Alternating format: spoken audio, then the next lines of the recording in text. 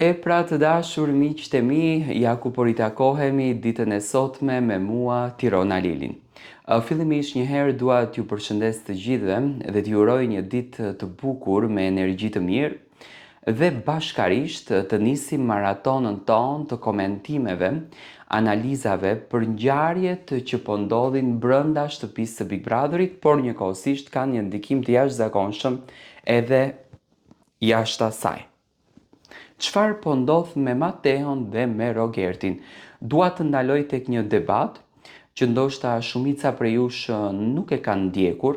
Ishte një debat që në fakt ndodhi ditën e djeshme në mëngjes, ku Rogerti dhe Mateo nuk u kontrolluan dot se çfarë thonë, si adresohen kundërdrejt njëri tjetrit dhe duke harruar në këtë mes se po i ndjekën një audiencë gjerë, sidomos audienca e fëmijëve dhe audienca e të rriturve. Në këtë rast dua të them audienca e moshës pak më të madhe.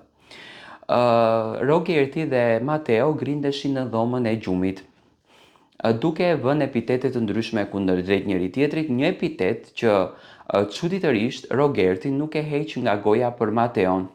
Rogerti e quan Mateon homoseksual.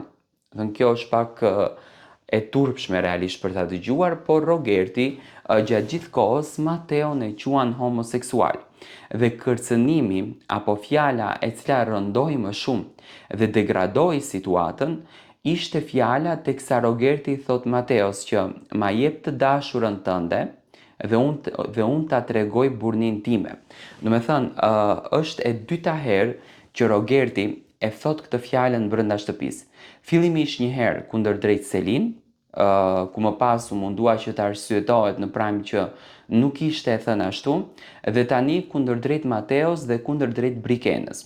Dhe çuditërisht kur e them, nga ana e produksionit nuk ishte asnjë lloj ndërhyrje në këtë mes për ta qetësuar situatën dhe për të tërhequr vërejtjen kundërdrejt Rogertit, sepse ti nuk mundesh të vësh epitet homoseksual ndaj njeriu tjetër, nga që ti prekish në një komunitet dhe nga ana tjetër ti po i thua këtë fjalën kaq të rëndë këtij djalit për partnerin e tij në lojë.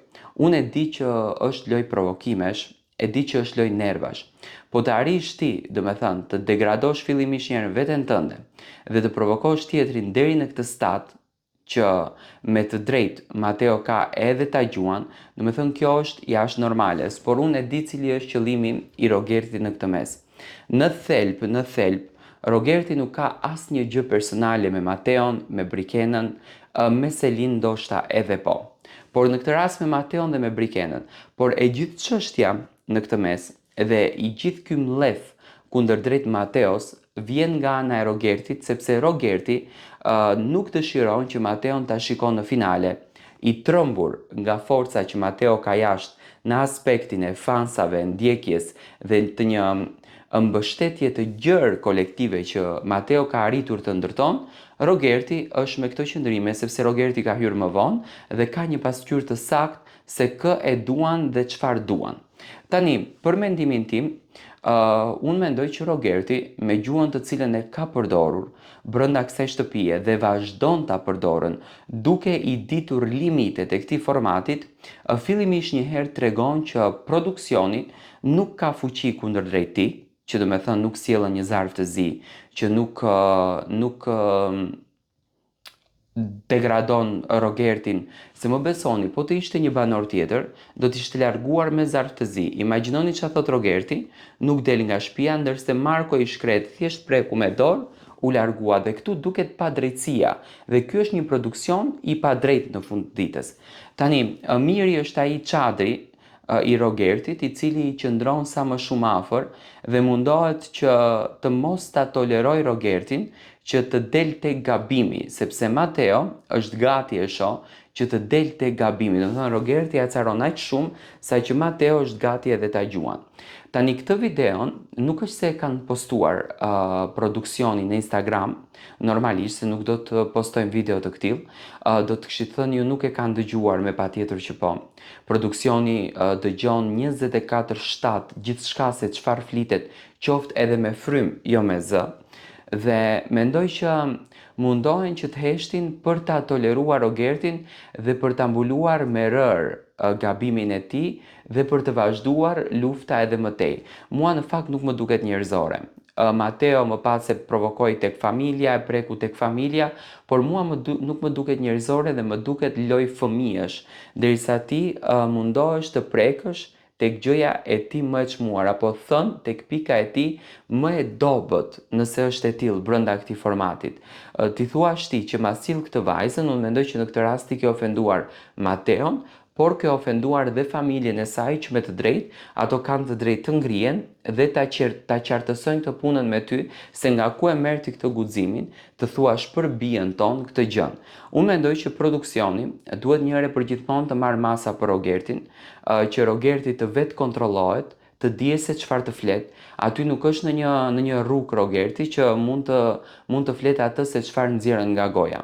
Realisht, unë kam qenë i pari gazetar i cili kam thënë që Rogerti është lojtari më i fortë, nga ku unë prisja në fakt nga Rogerti të mësoj një super intelekt, sinqerisht po them, sepse është një djalë i rritur në Londër dhe vjen me kulturën më të tmerrshme shqiptare. Do të thonë vjen me kulturën më të tmerrshme shqiptare.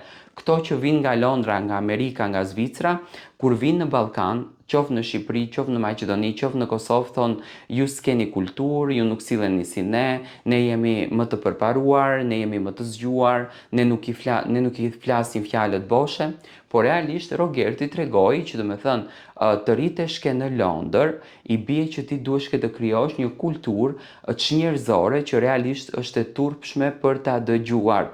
Dhe për këtë pjesën mua më vjen sinqerisht shumë keq që produksioni është duke toleruar gjithçka që i thuhet Mateos vetëm e vetëm për klikime.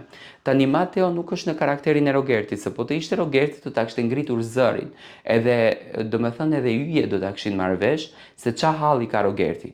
Ndërsa nga ana tjetër Mateo është pak më i qetë. Tani kjo video për të cilën flas unë është virale në rrjetet sociale, mund ta kërkoni mes luftës që ka patur dje Mateo dhe Rogerti dhe do ta kuptoni që sa e shëmtuar është ofendimi që Rogerti po e përmend për të disatën herë brenda shtëpisë duke i kërcënuar vajzat me fenomenin që unë ty të prek në shtrat. Okej, pasi ti e prek atë vajzën në shtrat dhe i tregon burrnin tënde, atëherë çfarë dashurie pas ke ti për gruan tënde që thua unë e dua? Një mashkull që ka dashurinë për gruan e vet nuk mund ta përmendë këtë fjalën ndaj një vajze tjetër sepse quhet tradhti. Dhe realisht vetëm nga fakti që ti mendon ta bësh, i bie që ti ke tradhtuar bashorten tënde. Më duket shumë kontradiktor Rogerti nga ajo që thot me atë që ndjen, me atë që vepron dhe me atë që bën dhe kjo gjë vjen nga një suport që produksioni është duke ja dhënë. Thash, do ta kisha mbështetur, do ta kisha dashur, në qoftë se Rogerti nuk do ta përdorte këtë gjuhën. Në qoftë se Rogerti nuk do ta përdorte këtë gjuhën, do të ishte fenomen i shqiptarëve në këtë Big Brother sepse ka strategji, ka zgjuar si loje, ka mençuri, nuk është që nuk i ka këto gjëra, por ka përdorur dhe ka përzgjedhur që të nxjerrë nga vetja e tij pjesën më të ligët të mundshme që e ka. Dua të marr mendimin tuaj.